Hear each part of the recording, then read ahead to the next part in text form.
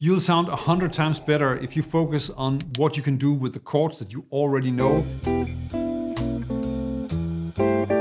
instead of trying to memorize complete books of chord shapes and learn complicated music theory for substitutions.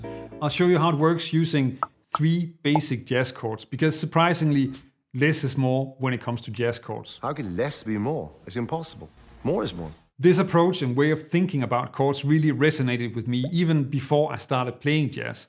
I'll tell that story later in the video. First, let's make your jazz chords come to life. We'll start with these 3 chords, and the way I play them now is exactly how you don't want to sound when you're comping. Long, boring chords with no rhythm or any other kind of life. I'm sure you can hear that this is not what we consider comping, but that's actually pretty easy to fix. In jazz, bending strings is not that common, which weirdly is sometimes a controversial statement. But the technique that's mostly used instead of bending is sliding, and while it's difficult to bend a chord, then sliding into chords is easy and it sounds amazing. You can immediately make the 3 chords sound a lot better by adding a bit of rhythm and sliding into the chords here and there.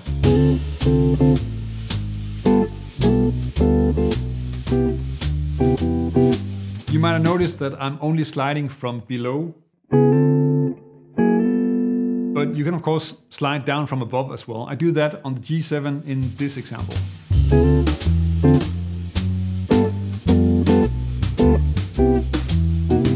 But this is using the entire voicing, and as is often the case, limitation and making things simpler can actually open up for a lot of things. Let's check that out. You're still working with these 3 chords.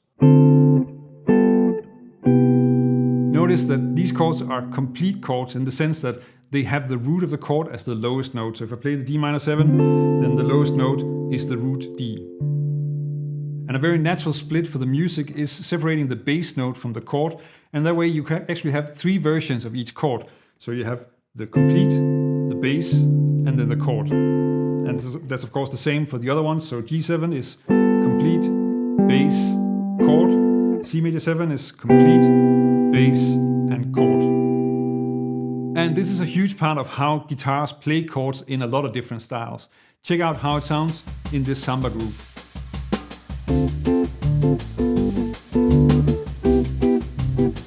And you can definitely use this in jazz comping as well. In fact, it's a great way to comp in a duo setting if you want to be clear with the bass movement but still have the freedom to interact with the soloist, or keep things clear in a bass solo so that you can play a bass note here and there but not get in the way. Now often this gets a bit overlooked because there are too many guitarists who want to play chords and walking bass, but in many places I think this approach will actually serve the music a lot better because it's much more flexible and interaction is really a huge part of jazz when it comes to comping.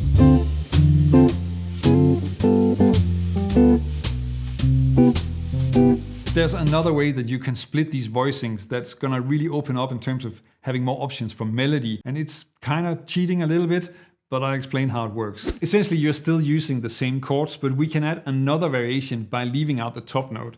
So if I play the D minor 7, then of course here the top note is this A, the 5th, and I can leave that out and then just play this, which has the F on top, and it still works. And this means that you now have 2 melody notes for each chord, which is actually a lot more powerful than you might think. If I take it through the 2-5-1, you get this.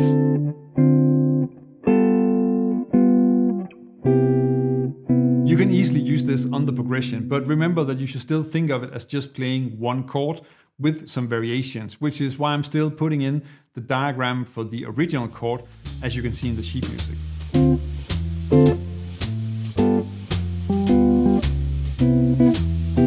And check out how great this sounds and how much you can do just adding slides and the bass split in there as well.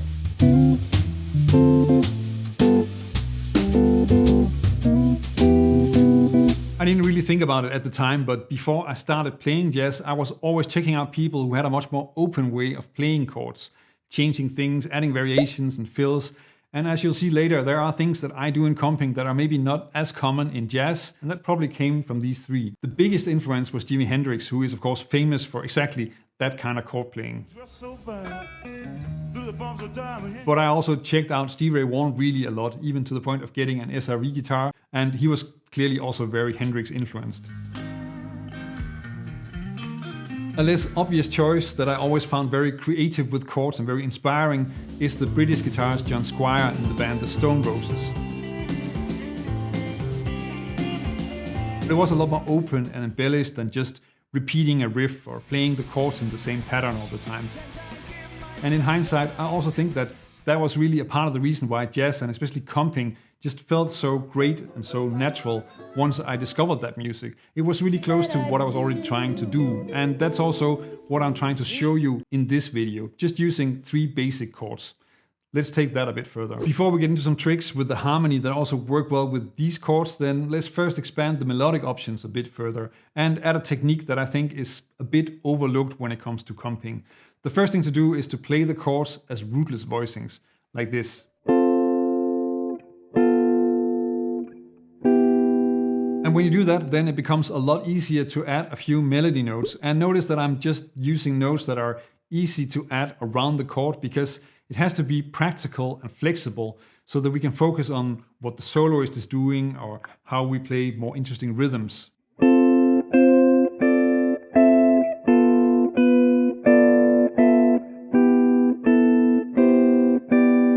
There are 3 levels to how you can use this. The first level is to harmonize a melody with block chords.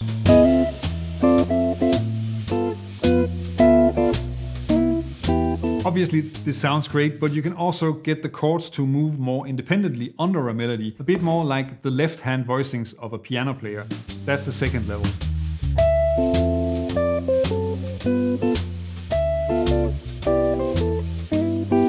These examples are there to demonstrate what is possible when you're using the things that I'm going over, but that also means that they are a bit busy compared to what you want to play most of the time when you're comping. Now, the final level you can add to this is often used in a lot of styles of music.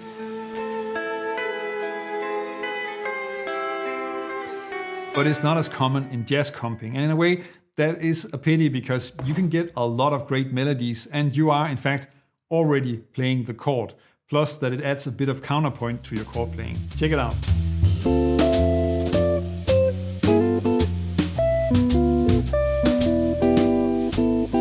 Here I'm arpeggiating 2 chords in the example. On the G7, it's this shape, where I'm first just playing the melody and then arpeggiating the chord under it. And that then just organically flows into the C major 7, where we get first the melody, and then I start arpeggiating that voicing, but then end on the 3-note voicing. That's just the lower 3 notes in this chord voicing. When you see all these options and all the great sounds that you can get, then you probably understand why I recommend that you check out playing rootless chords in so many videos. It really opens up the whole thing in a completely new way. Remember that you can go to my website and get a PDF of these examples if you want to check them out later.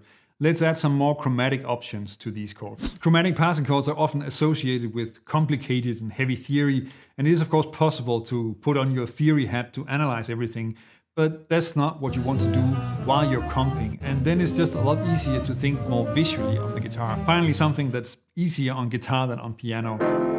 There are 2 things that you need to think of when using chromatic passing chords in that way. It has to make sense as a melody, and you want to see one shape move into the next one, so that you don't need to think of complicated voice leading. We're not computers. Here's a great example of what you can do with a basic chromatic melody on a D minor 7, which is also very easy to play. And notice that I'm just thinking of the D minor 7 with a 9 and not really wasting energy on thinking about the C sharp minor chord that leads into it. And expanding this and using the other chords can give you great sounds like this.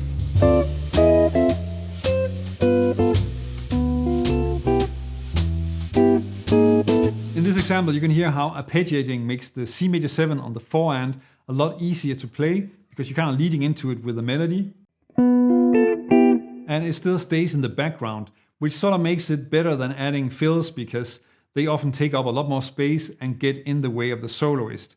Now, I really like using these short chromatic melodies as repeating riffs on a blues. And for a blues in G, you could do something like this.